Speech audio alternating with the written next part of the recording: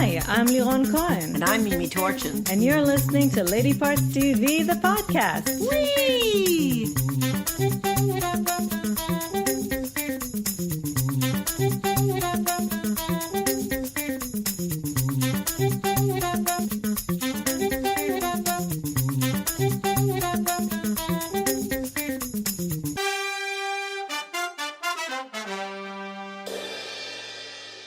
Hi, everybody. Greetings and salutations. We are back. Did you miss us? We missed you. We missed you, but you're going to have to miss us, and we're going to have to miss you again, because after this podcast, I'm going away for a little while, just for a couple of weeks, and so you'll have to entertain yourselves, I guess. Oh, that's going to be so hard. I don't know how you can stand it without us. What will you watch? Well, actually, we're going to give you a few things here today to set you up for a couple of cozy and comfy weeks in front of your television. I don't know how cozy and comfy actually with the stuff that we have here. Exactly. That's true. Anyway, intriguing. Yes, we're going to start you off with our stats. We had 3 weeks to tally them, and we didn't do that well because we finally finished watching Packed to the Rafters, 122 episodes in 4 weeks. But we did. Our DVR is bursting with things we haven't watched. We did tally 42 primetime shows, out of which written or co-written by a woman, 23, which is 55%. That's what I'm looking for. Very good. And, no, I'm looking for 85%. Well, definitely, but at least 50, if not more. And the number of episodes directed by a woman, 13, which is 31%. Wah. Anyway, so we have a bunch of stuff to tell you about today, and we're going to start with a show that's premiering very, very soon, and you're going to want to check it out. So take it, Mimi. It's called The Act. It's on Hulu. The first 2 episodes premiere on Hulu March 20th. Then it's going to be one a week, which I don't know how. I don't know how you're going to stand to wait.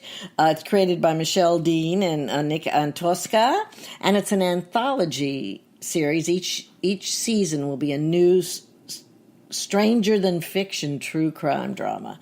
This season is so amazing. I don't know how they're ever going to live up to it in subsequent seasons, but there's a lot of true crime, I guess, that's horrifying. This one stars Patricia Arquette as Dee Dee Blanchard and Joey King as her daughter Gypsy, who are the 2 main characters. Also prominently figured in the cast is Chloe Sevigny and Anna Sophia Robb as some neighbors. And it is a chilling story of a toxic mother and the child who's trying to escape from under her Machiavellian, crazy, sick, psychopathic machinations. Can we say it's Manhattan? I think so. I think you will know very soonly it's Munchausen by proxy. Yeah, and which is a very severe case of which it. is one of the creepiest, most disturbing psychiatric problems. And you'll have to just get past the first half hour. Yeah, of the first episode. Yes, because you're going to say to yourself, oh, well, if this is all it's going to be about, I cannot take this. It's too painful. It's too awful. But it's not what it's all about. And it unfolds very, very cleverly, flashing back between the past and the present, the future. Yeah. It unfolds in a very interesting way, and you will be riveted. You will not be, I don't know how you're going to be able to stand to wait week to week to see what happens. Again, let me just say, everybody in it is brilliant, and it is an amazing, horrifying story. Fascinating, brilliantly done. I just can't recommend it enough. I really can't. You're going to love and hate it. I see some Emmy nominations coming up. Oh, yes, I see many Emmy nominations coming out. And if I could just say, Patricia Arquette, who's had an interesting career, seems to be the creep du jour. Absolutely. Oh, my God. Oh, she is so good. But the girl, Joey King. Oh, I mean, she'll break your heart. She is so excellent. And we saw the first 2 episodes. I don't know how we're going to wait from 1 week to the next to watch it unfold, because you really are, after the first half hour, which you're going to say, oh God, I can't watch any more of this. You just want to binge on it. Yes, but it's going to go to interesting places. Yes, very, very interesting. Unpredictable, surprising. Yes, and places. I vaguely remember this crime when it happened. So enjoy. Well, there's a lot to it that I'm sure that even the people who followed it at the time didn't know that was happening. I'm sure. Yeah. So The Act premieres on Hulu, the first 2 episodes, March 20th, and then it will be 1 week. Watch it, definitely. Watch. Now, here's a show that I thought had 3 of my favorite things in it. It's called The Widow. There's 8 episodes on Amazon Prime, and it's already begun. Mm-hmm. And I mean, they're all there. I think it's bingeable. Yeah, they don't do the once a week thing. No. Here are the 3 of my favorite things. Kate Beckinsale, Alex Kingston, and Africa. Charles Dance is also in it. Now, Africa, but he's not one of your unfortunately, favorite things. no, but I've always loved Charles Dance. And Jackie Ido. Oh, yeah, Ido. Jackie Ido, who was in Taxi Brooklyn, who is the most charming, adorable man. I love him. It is not the Africa of wonderful animals and beautiful sights. It's the Congo. It's the Africa of strife and child soldiers and corruption and danger. And it's not the Africa I love, but it is part of the Africa that exists. And it's about a woman, Kate Beckinsale, whose husband disappears, and she thinks he's alive for a variety of reasons, and she goes to the Congo to try to find him. And this is what the mystery will be. It will unravel itself into a deeper, darker story. It's funny because I just realized this had to do with a plane crash, and he was presumed dead even though his body was never found. And what's interesting, it reminds me of Manifest, but not really, because what's coming into play is other passengers that either survived or who lost people in that plane crash, and how it's all going to, connect. Yes, but there weren't that many survivors. No, but she's also Jackie Ido lost his wife in the crash, right. So it's all it's interesting to see if it has something to do with the crash. Yes, they all a few of them bond when they're waiting to hear about their loved ones at the airport in a special room, and it looks really scary. It's Kate Beckinsale is going to go through a lot of trials and tribulations, but it's not action-packed. It's a slow burn, and we slow. read a very good review of it that also said, just beware, it's a slow burn, but once it catches fire, it's going to be really exciting. Now, I could just sit and watch Kate Beckinsale do anything, so it's okay with me. And I think that it's really worth your while. We just watched the first episode, but I'm very keen on the next one. I am indeed, yes. So let me reiterate. It's called The Widow. It's right now on Amazon Prime, 8 episodes. Ready for you to binge. Ready. Okay, now this is a movie review of a film that is coming out in theaters March 15th. It's called Finding Steve McQueen. I think it's a perfect March movie because most of them stink. Well, I think the thing about it is that March and February are really, really bad movies, and then March and April it starts warming up. But it's not the kind of movies that you expect to ever win awards or anything. It's kind of fun movies, and this movie is based on a true story from 1972. And it's funny how a lot of movies and TV shows now, instead of addressing the actual situation, they're addressing previous government problems that are similar, still relevant or again relevant. And this is about when Nixon was with Watergate, everything was coming out, and this is a guy who is a criminal. Bill Fichtner, yes. Who's Not Bill Fichtner, but the character that he plays. And he's just wonderful as he always is. And he loathes Nixon. And so he decides to, this is apparently one of the most daring bank robberies. Did you remember it from real life? Not at all, no. A bank robberies of all times. And he decides to steal the $30 million that Nixon had in contributions. In his war chest. That I think also there was a lot of questions dirty about money, of course. And so he thought that it would also embarrass him so much that he wouldn't want to come out about it because it's all dirty money anyway. Right, so anyway. they'd be able to get away with it because it was money that shouldn't have been there anyway. Right. And he had some kind of an inside track to...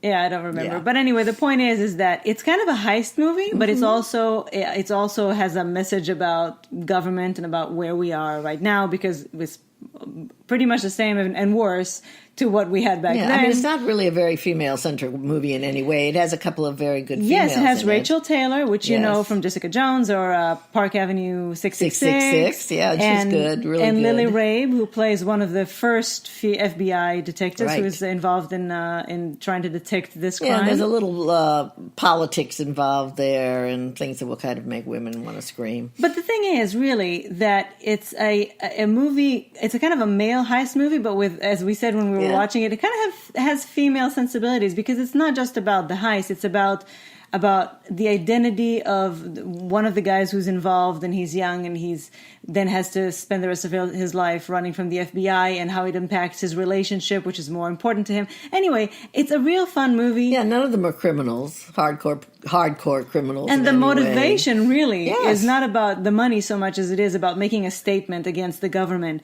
It also stars Travis Fimmel and Forrest Whitaker. And it's really, again, just kind of a fun movie. It's 70s. It uses a 70s palette. Decor and palette, which is so much costumes, fun. yeah. I just enjoy sometimes just watching it for the visuals and the feel. It's called Finding Steve McQueen, and I really recommend it, especially now when really it's kind of slim pickings in the theater. It's just a nice way to spend an afternoon. Now we're just going to preview a couple of things coming up for you to watch out for while I'm away. So the first is a new show called The Fix. It premieres Monday, March 18th on ABC. And it's the long-anticipated show from Marcia Clark, who I think is seeing a resurgence in her popularity since all the OJ, what was it, the American Crime Story, Crime Story, right. There was also 2 documentaries that came out, I think, at the same time. And she co-writes and executive produces this. Right, so this... I don't think there's going to be any surprise as to who... As to what the story is about. Who the underlying... it kind of art mimics murderer life. is. This is very funny because when you watch the trailer, you will immediately see where she got her inspiration from. And it's a legal drama starring Robin Tunney, who pretty much is a stand-in for Marcia Clark. Well, except she's a detective. Yes. No, she's a district attorney. Oh, she's the DA. Yeah. How did I miss that? And the whole point is that, and you'll see the guy is meant to look a little bit like O.J. Simpson, and she loses the case against him. He's a high-profile celebrity. She loses the case against him, and she decides to kind of retire and go away so that people don't. I mean, you know what happened to Marcia Clark at that particular time in history. And then 8 years later, he commits another crime, and this time she's determined to get him. And I think that this is like her alternate universe. What if revolving door? If only. This is her if only. But I think it's great that she's getting a chance to do this. She's also a prolific writer, which I'm sure her books are fun because it's all this, again, kind of courtroom drama. It's also starring Marin Dungy. I don't know if it's Dungy or Dungy. Anyway, Dungy, who you've seen in millions of things. Scott Cohen, Daniela Alonso, and I'm really sorry in advance. One of the prominent actors in this series is a man whose name I cannot pronounce. Adewale something. Anyway, he was Mr. Echo in Lost, and many, many, many other things. And I just wish he would shorten his name to make it easier. I just wish we knew how to pronounce it, because it's not for lack of trying. We just couldn't figure it out. Well, Mahershala Ali finally, after he had a name sort of like this, saw the light. And look at what happened to him. Yes. Awards.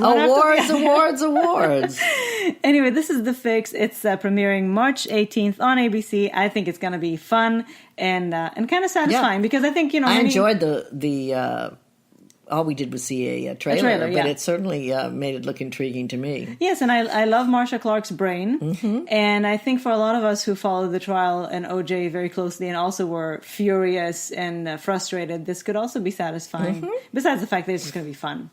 So, The Fix, check it out. Now, there's a new movie, and it's premiering on Netflix now. It's on March 8th. Well, actually, by the time you listen to this, it will be up. It'll have dropped, as they say. Oh, God. I'm sorry. That's word. the lingo. Anyway, it's called Juanita, and it's based on a book by Sheila Williams. And it's written and directed by men. So, The less are important. yes, exactly. And it stars the divine Alfre Woodard, who I must say is looking spectacular. And I think she's also had a great time making this film. Yes, it looks like it's so much fun. It's a woman who has sort of a marginal urban life, and she's sick of her deadbeat grown-up kids. She's tired of her life. She's bored. She's still young enough to live. She goes to the bus station and decides to go to Montana. The land of possibilities. The land of who'd have thunk it, unless you're going to break horses. But anyway, she takes a bus to Paper Moon, Montana, and changes the lives of many people around her as well as her own. It looks like it's so much fun. It looks like a riot. We laughed out loud several times throughout the It's got a really great cast. Adam Beach, who I love. LaTanya Richardson, Blair Underwood, who plays himself. I think he's a fantasy, right? Mm-hmm. Anyway, it looks like a really wonderful film. I think Alfre is in every frame, practically, and it just looks like it's a lot of fun and just what you're going to need as winter has not yet quite given way to spring. But Puxatawny Phil did say we're looking at early spring. Yeah, so he did say hope. that. Yes. But he could have been drunk on fermented grass Well, roots. he heard that when the other one predicted more, he got dropped. Well, that was only in New York. Anyway, this is Juanita. It's on Netflix now, so go check it out. Finally, we want to tell you about a movie that we saw that's coming out March 29th. I'm not really sure if I can call this a recommendation or a disrecommendation. It's somewhere in the middle. It's it's a very well-made film, but it does make you want to open a vein, especially if you're my age. It's kind of like we'll tell you about it, and then you'll make up your own mind about it. So it's called Diane.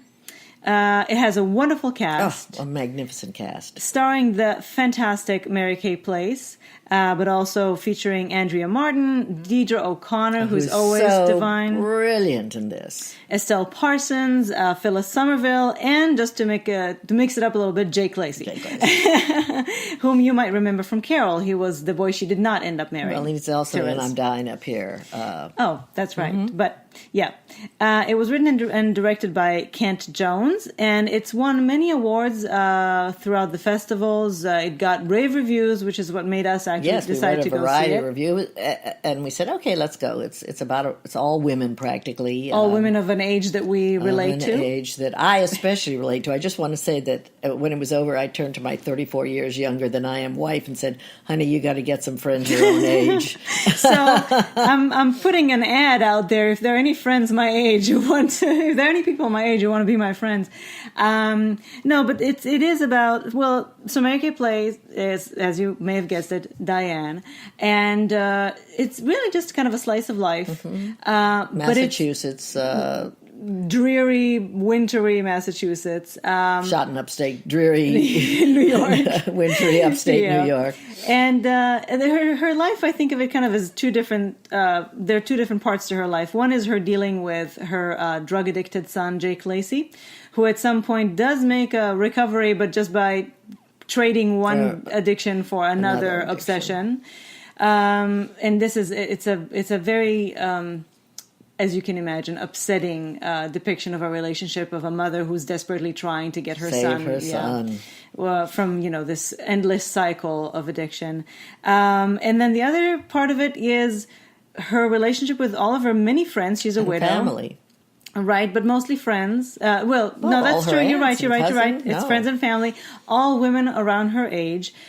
And all the people that just end up dying one after another because she's at that age when friends and family just keep dying all the time. And she is a very self-sacrificing woman who spends her days just taking care of other people, visiting her, cousin in the hospital, taking care of her addicted son, and this and that. And she has an indiscretion from her past that sort of haunts her. Yes, she feels kind of like paying penance for. Yes, which is actually when it's being revealed, it's not that big a deal. Not that bad. But the point is that there is no relief to the sadness, the dreariness, the hopelessness. The only relief really is Deidre O'Connell, I think. Yeah, O'Connor. No, I think it's O'Connell. Isn't O'Connell? It? Oh God, I can't believe we watch her at about 7,000 things. You're right, Deidre O'Connell. And she and the dialogue is very well written, and there is some humor between the friends and there's a lot of light-hearted banter between them, even about sort of whistling past the graveyard kind of humor, and. I can't say I enjoyed it. I admired certain aspects of it. The acting was excellent. Superb. Every single person was just marvelous. What I liked about one of the reviews, because this movie has been, even though it's not out in theaters, it's been in festivals and stuff, so it has been reviewed. And what I liked about it was one person who said that this is about the baby boomers who, as opposed to previous generations, are not going quietly into that dark night. Right. And I think that it does show some of that. It shows that these people, mostly you see them kind of on their own, even though they have grown children. But I think mostly this generation, I don't know about you, but I definitely hear it from the people that I know who have children. That kind of this generation, the parents are still taking care of the children and the children's children, as opposed to previous generation when at some point the roles reversed and you took care of your parents. And this but also they have spirit. Yes, they have spunk. They're not old people because your grandparents were old. Yes, they took on the role right? of old when they reached a certain age. But my generation did not. Yeah, and that's what I loved about it. And I wish that there had been more life to it to showcase really all that. Gumption and resilience and spirit, that baby boomers have. This highlighted more of the sadness of the end. The end of a generation. So with that, again, you will make up your minds as to whether or not you want to put yourself through it. Keep all sharp objects put out of your way. It is only an hour and a half, so it doesn't drag on. And it's called Diane. It's out in theaters March 29th. And really the performances are excellent. Excellent. And with that, we're going to leave you for a couple of weeks. I will be posting pictures from Israel. If you're interested, follow us on social media. And when we get back, and when we get our new cat Blue, our new baby Blue, we will talk to you again. But until then, have a wonderful March. Have a great March, and we will see you at the very end of it, or the beginning of April. Yes.